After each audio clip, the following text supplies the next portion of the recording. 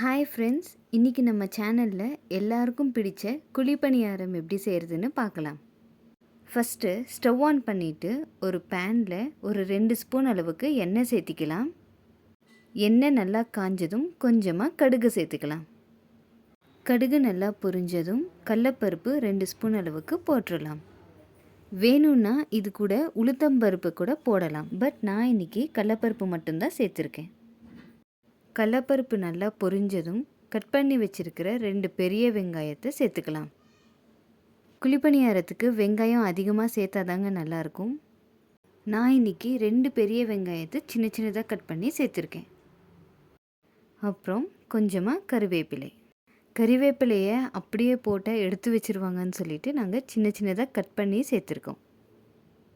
2 பச்சை மிளகாயை சின்ன சின்னதாக கட் பண்ணி சேர்த்துருக்கேன். பச்சை மிளகாய் ஒரு சிலருக்கு பிடிக்காது. அப்படி பிடிக்கலைன்னா நீங்கள் மிக்சியிலேயே கொஞ்சமாக பூண்டு, இஞ்சி, பச்சை மிளகாயை அரைச்சிட்டு வெங்காயம் வதங்கினதும் அதையும் சேர்த்து ஃப்ரை பண்ணிக்கோங்க. அந்த மாதிரி செஞ்சாலும் டேஸ்ட் ரொம்ப நல்லாயிருக்கும். கொஞ்சமாக மஞ்சத்தூள் சேர்த்துக்கலாம். வெங்காயத்துக்கு தேவையான அளவுக்கு உப்பு எல்லாத்தையும் போட்டு நல்லா கோல்டன் ப்ரௌன் ஆகிற வரையும் ஃப்ரை பண்ணிக்கலாம். நாங்கள் எப்போவுமே தோசைக்கு செப்பரேட்டாக, இட்லிக்கு செப்பரேட்டாக மாவு அரைக்க மாட்டோங்க. ஒரு தடவை மாவு அரைச்சோன்னா ஒரு தடவை இட்லி, ஒரு டைம் தோசை, ஒரு டைம் குழிப்பணியாரம் இப்படி செய்கிற மாதிரி தான் மாவு அரைப்போம். அதை நான் நெக்ஸ்ட் வீடியோவில் கண்டிப்பாக போடுறேன். வெங்காயம் நல்லா வதக்கியாச்சு. இப்போ கடைசியாக கொத்தமல்லியை சேர்த்துட்டு ஸ்டவ் ஆஃப் பண்ணிடலாம். நல்லா ஒரு தடவை கிளறி விட்டுட்டு ஆற விடலாம். நல்லா ஆறுனதும் நாம் வச்சிருக்கிற இட்லி மாவில் சேர்த்துடலாம். வெஜிடபிள்ஸ் ஒழுங்காக சாப்பிடாதவங்களுக்கு கேரட், பீட்ரூட் அதை துருவிட்டு வெங்காயம் வதக்கும் போதே அதையும் வதக்கிட்டு சேர்த்திங்கனாலும் நல்லா இருக்குங்க சாப்பிட்றதுக்கு. மாவு ரெடி ஆகிடுச்சு. இப்போ எப்படி போடுறதுன்னு பார்க்கலாம். ஒரு சிலர் இதை குழிப்பணியாரம் குழியில் போட வராதுன்னே செய்ய மாட்டாங்க. இப்போ நான் ஈஸியாக சொல்லித்தரேன். ஃபஸ்ட்டு ஸ்டவ் ஆன் பண்ணிவிட்டு குழிப்பணியாரம் கடையை வச்சுட்டு எண்ணெய் சேர்த்திக்கோங்க. எண்ணெய் நல்லா காஞ்சதும் மாவை மேலே வரையும் சேர்த்தாமல் ஒரு பாயிண்ட் கம்மியாகவே சேர்த்துங்க. அப்போ தான் திருப்பி போட ஒழுங்காக வரும்.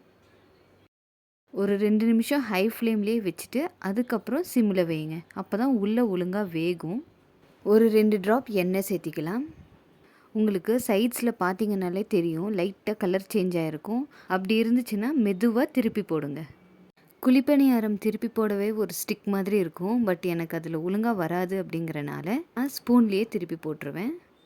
பாருங்கள், கொஞ்சம் கூட ஒட்டாமல் க்ளீனாக திருப்பி போட முடியுது. ஸோ எப்போவுமே கல் நல்லா காஞ்சதும் எண்ணெய் சேர்த்திட்டு அதுக்கப்புறம் போட ஆரம்பிங்க. நீங்கள் டைரெக்டாக எண்ணெய் சேர்த்தாமல் போட்டிங்கன்னா ஒழுங்காக வராது, கல்லுலேயே ஒட்டிக்கும். 2 ட்ராப் அளவுக்கு எண்ணெய் இந்த பக்கமும் சேர்த்திக்கலாம். இது கொஞ்சம் வேகிறதுக்கு டைம் எடுக்குங்க. ஏன்னா ஹை ஃப்ளேமில் வச்சா மேலே தீஞ்சு போயிடும், உள்ளே ஒழுங்காக வேகாது. அதனால் மீடியம் ஃப்ளேமில் வச்சு வேக விட்டிங்கன்னா தான் நல்லாயிருக்கும். எல்லா பக்கமும் ஈவனாக வேகும். இப்போது சைட்ஸில் எல்லாம் திருப்பி போட்டுக்கலாம். இதுக்கு சைடிஷ்ஷாக வேர்க்கடலை சட்னி, தேங்காய் சட்னி எல்லாம் ரொம்ப நல்லாயிருக்குங்க. இல்லை நார்மலாக பருப்பு சாம்பார் செஞ்சு தொட்டு சாப்பிட்டிங்கனாலும் நல்லாயிருக்கும். எதுவுமே இல்லைன்னா நெய் கூட இதுக்கு நல்ல காம்பினேஷனுங்க. அவ்வளோதான், சூப்பரான குழிப்பணியாரம் ரெடி ஆகிடுச்சு. உள்ளே எப்படி வெந்திருக்குன்னு காட்டுறேன். இந்த வீடியோ கண்டிப்பாக உங்களுக்கு பிடிச்சிருக்குன்னு நினைக்கிறேன். டெய்லி இந்த மாதிரி குக்கிங் வீடியோஸ் பார்க்கணுன்னா நம்ம சேனலை மறக்காமல் சப்ஸ்கிரைப் பண்ணிக்கோங்க. பாருங்கள் எவ்வளோ சாஃப்டாக இருக்குன்னு. நாளைக்கு இன்னொரு வீடியோவோட சந்திக்கிறேன். டாடா.